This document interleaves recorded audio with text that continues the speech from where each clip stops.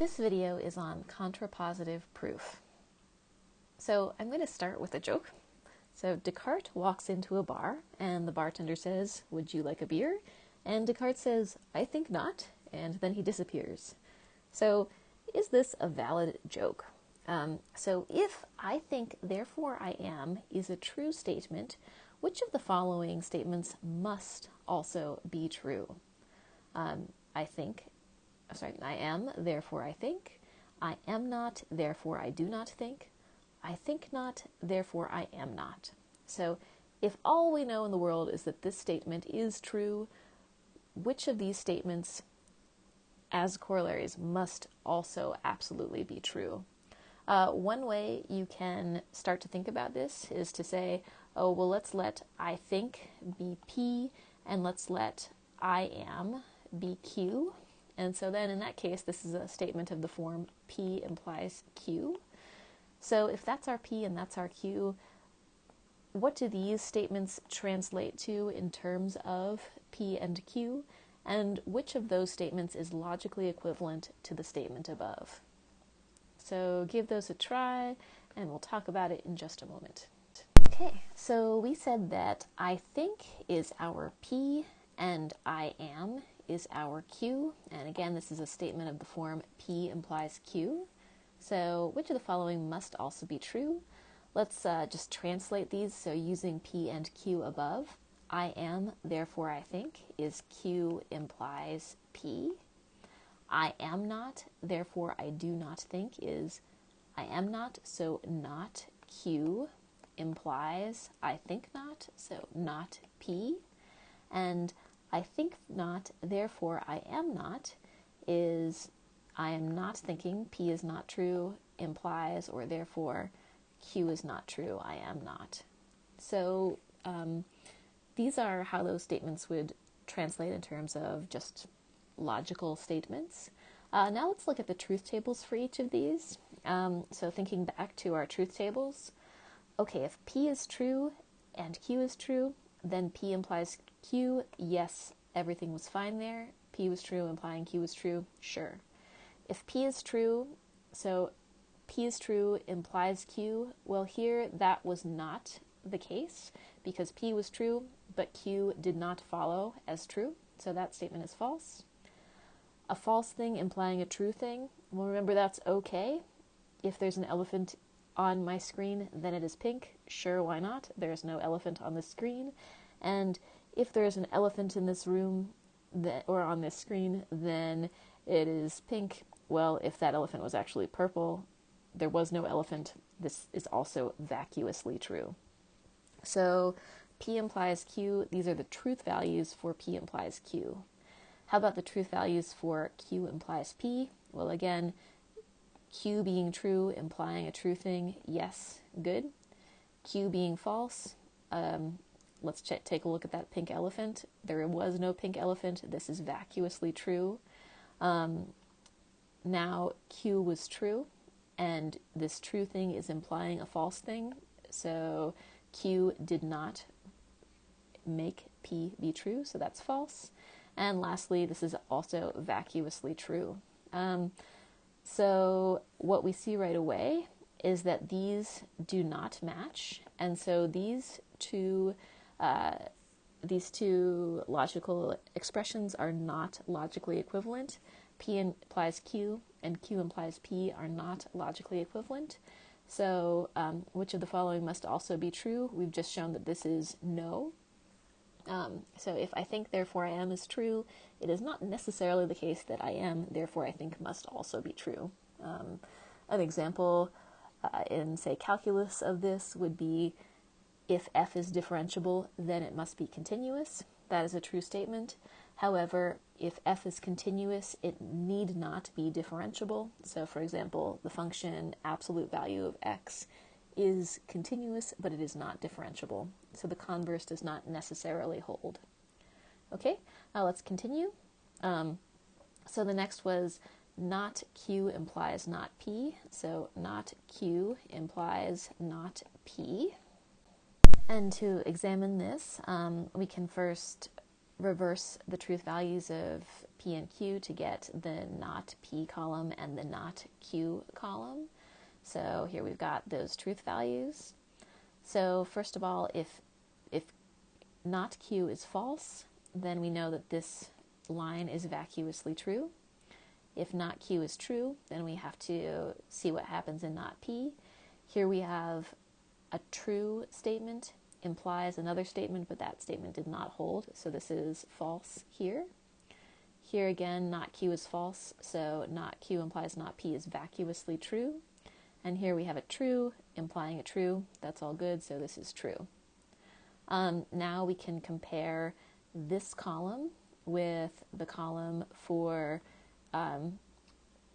P implies Q and see that these two columns do match. So these two statements are logically equivalent. So the answer for this is yes. If I think, therefore I am is a true statement, then I am not, therefore I do not think is also a true statement. And finally, let's look at I think not, therefore I am not. So we have same columns. Now, not P is false, so this is vacuously true. Not P is false, this is vacuously true. Not P is true, and that's implying a false thing, so this line is false. Not P is true, and implying a true thing, so this is okay. And if we compare this column to the column up here, we see that those two columns do not match. The falses and truths do not match here. So these are not logically equivalent statements. So this is a no. And so our joke is not exactly valid. If I think, therefore I am is true, I think not, therefore I am not is not absolutely necessarily true. It could be, but they are not logically equivalent. And so, it's very funny to take a joke and pick it apart like this, obviously, but this is saying that our joke is not absolutely logically sound. So the point of this exercise was to remind you of the contrapositive and that it is logically equivalent to P implies Q. So in other words, the contrapositive of P implies Q is the negation of P implies the negation of Q. That is, not Q implies not P. And these two statements, these two expressions are logically equivalent. So this is the contrapositive of P implies Q. And there will be times where you're trying to prove a statement of the form P implies Q. So if you're trying to prove such a statement, it is sometimes easier to prove the contrapositive, to prove not Q implies not P. And in that case, we are using the method proof by contrapositive. So let's look at an example where it's easier to prove the contrapositive than it is to prove the assertion directly. Consider the proposition, if n squared is even, then n is even. If we tried to approach this directly, if we tried to use a direct proof to show this, then we would start by assuming the hypothesis was true. So we would say, suppose that n squared is even. And that means that n squared is equal to 2k for some integer k. And now what does that tell us? We're trying to prove something about n. So what could we do? We could take the square root of both sides. And so square root of n, which is equal to n, would be equal to the square root of 2k, which would be, well, it's the square root of 2 times some integer k. And actually, I don't know very much about that at all, right? So square root of 2 is an irrational number. Like, is this thing even an integer to begin with, much less even? So a direct approach kind of leaves us stuck. So we are stuck with a direct approach. So let's try to approach this using what's called the contrapositive method of proof. So over here on our scratch paper on the side, We are trying to, instead of proving, so to show P implies Q, we're instead showing not Q implies not P. So P in this case is the hypothesis, n squared is even, and Q in this case is the conclusion, n is even. So we're trying to prove if n squared is even, then n is even. So not Q implies not P. The contrapositive would be n is not even implies n squared is not even. So that is what we are trying to prove instead. So let's try to prove that. So anytime you're using the contrapositive method of proof, you should give the reader a heads up. So we could say proof, and then say in parentheses by contrapositive.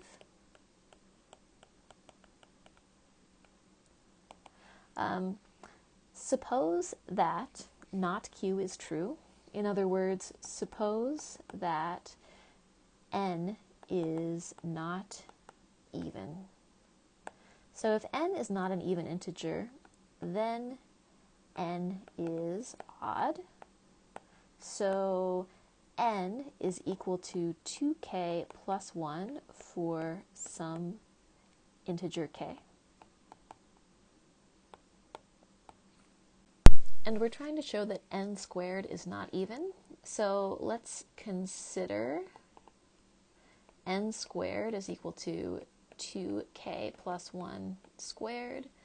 That's equal to 4k squared plus 4k plus 1 if you multiply out. And can we show that that is not even? Well, not even is equivalent to being odd, so can we show that's an odd integer?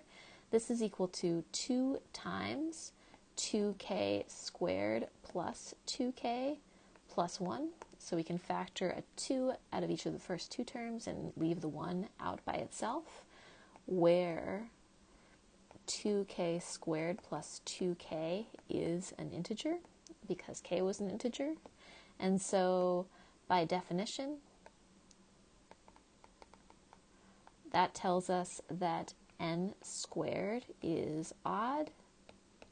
That is, n squared is not even.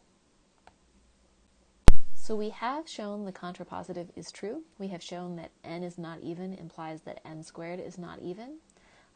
We could say something like, by contrapositive, since n not even implies n squared not even, that means that n squared even implies n is even. And we would have finished the proof at that point. That last sentence isn't absolutely necessary. It might depend on your audience. But at some point in the proof, likely at the beginning, you should at least make reference to the fact that you are doing a proof by contrapositive. Okay, let's look at another proof that we would want to tackle using the contrapositive technique. So we want to prove that if x squared does not divide a squared, then x does not divide a. Let's just remember the definition in general, that a divides b if b is equal to a times c for some integer c. So that's just our definition, and we should certainly remember that if we're trying to do a proof about something dividing something. We are trying to show that x squared does not divide a squared implies that x does not divide a. We are trying to show that. If we tried to approach that directly, so if we tried to do a direct proof, we'd have to assume the hypothesis. So we'd say, suppose that x squared does not divide a squared. And so what does that mean? If x squared does not divide a squared, then, well, if it's not true for some integer c, then there is no integer c for which this holds. So in other words, there is no integer c such that a squared is equal to c times x squared. Okay, where can we go from there? There is no integer c such that a squared is equal to c times x squared. We want to show that x does not divide a. In other words, we want to show that a is not equal to x times k for any integer k. But going from this statement down to this statement is going to be difficult. There's no clear way to say, well, a negative, that doesn't tell us a lot. There's no integer c such that a squared is equal to c times x squared. It's difficult to really move on from that point. So a direct proof here would be difficult, and therefore we want to try to prove this, to prove by contrapositive. So why don't you give that a shot, and we'll talk about it in just a moment. Okay, so we want to prove this statement using the contrapositive. We could do some scratch paper on the side and just say what we're trying to prove. So we're trying to prove the contrapositive of x squared does not divide a implies x squared does not divide a squared implies x does not divide a. So that's what we are trying to show. And the contrapositive of this is, the negation of x does not divide a implies the negation of x squared does not divide a squared. So what is the negation of x does not divide a? Well, if it is not true that x does not divide a, then x does divide a, and we're trying to show that that would imply the negation of x squared does not divide a squared. In other words, x squared does divide a squared. So this is what we want to show. So let's try it. So proof by contrapositive.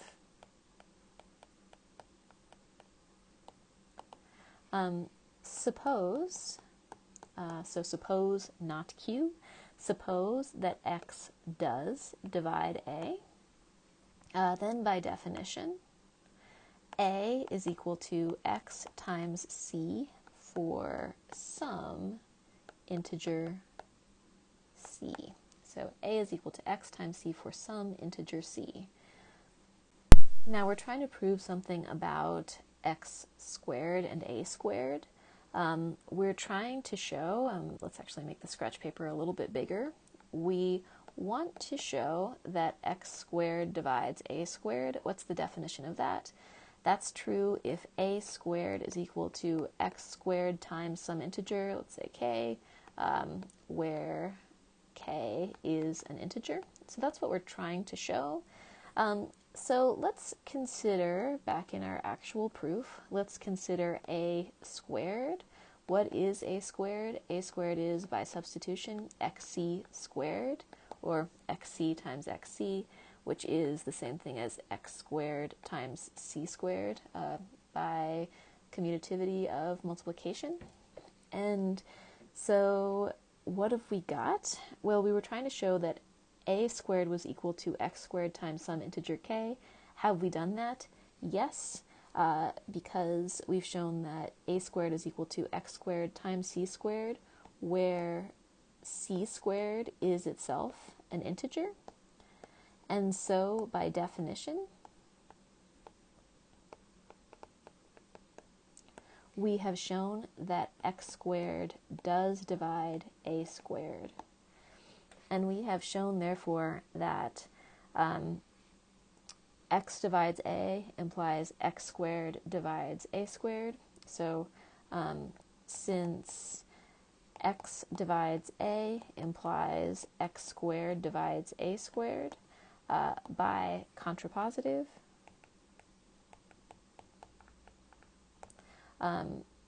x squared does not divide a squared implies x does not divide A. And we are done.